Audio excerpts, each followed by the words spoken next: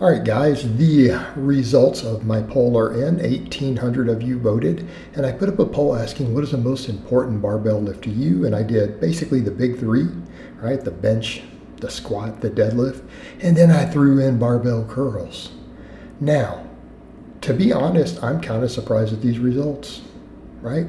Particularly given the shift in my channel demographic over the years, the squat by a pretty large margin. I was thinking it was going to be a tie between the bench press and the deadlift, right? Thought it was going to be a tie between those because they tend to be the most popular. But man, 42% said the squat, which I think it means people have been listening to me and listening to other coaches over the years who are saying, look, the barbell back squat is the king of exercises.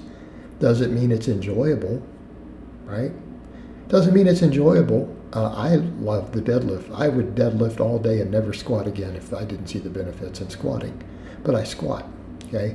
And I tell you guys, this is the king of exercises. It will add the most muscle to you. It will add the most performance.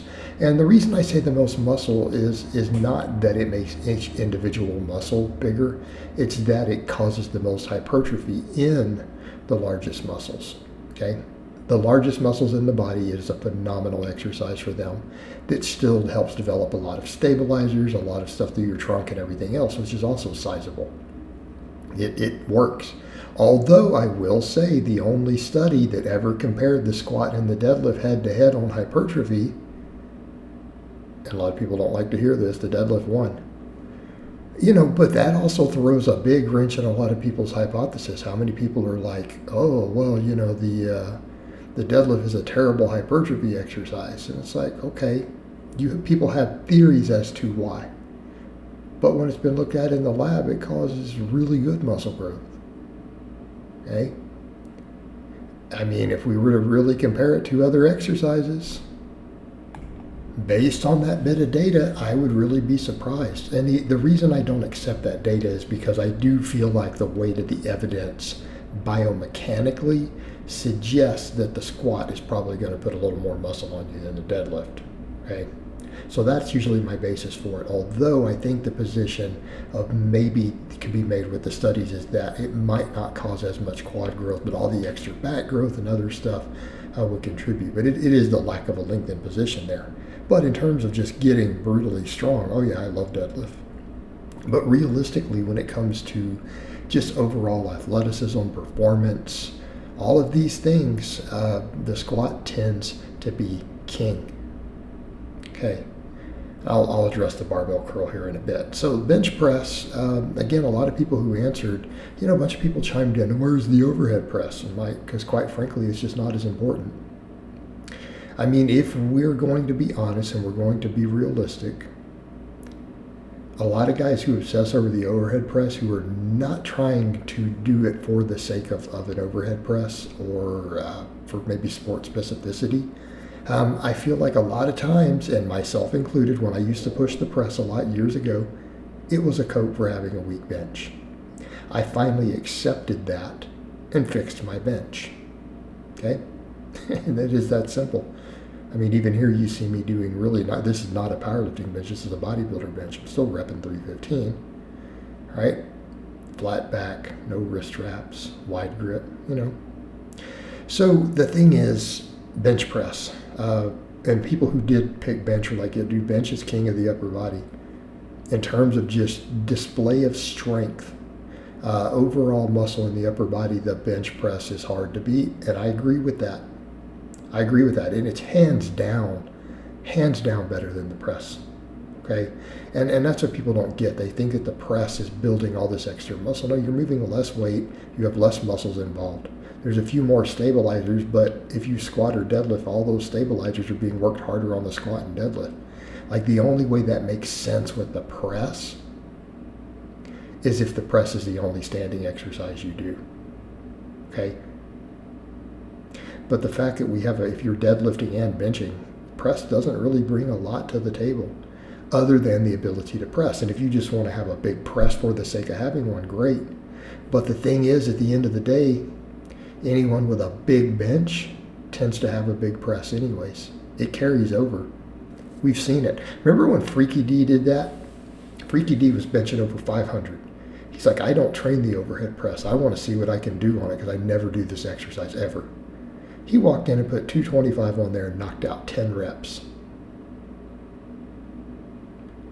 As someone who's like, I haven't done this exercise in many years. I don't train it. I don't care about it. Okay?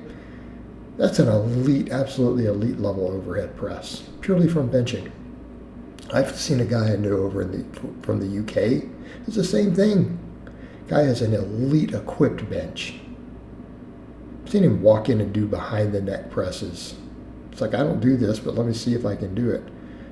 Putting up just elite numbers. But when you bench 800 plus in a shirt, you probably have some really strong triceps and shoulders. Okay, makes sense.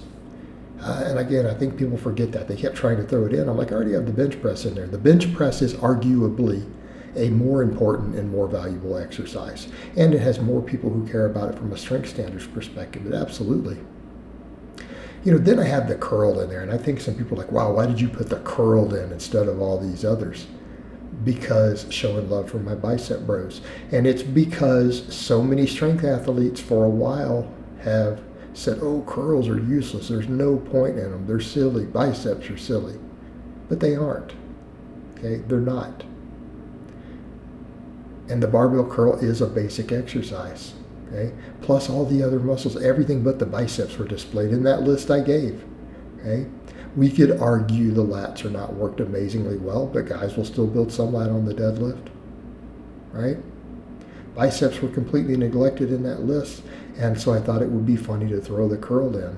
And I'll give a shout out to my bros who picked the curl. A lot of them maybe picked it because it's funny. Maybe they picked it because they care about aesthetics more. But here's the thing I would say to a lot of guys who are chasing strength. I neglected my arms way too much. I neglected really my biceps way too much. And then what happened? People are like, oh, looks like you don't lift. What's the point in being able to rep 315 on a bench and rep out 500 pounds on a deadlift if you don't look jacked? Come on. Come on, guys. Curls will make you jacked. And you know what?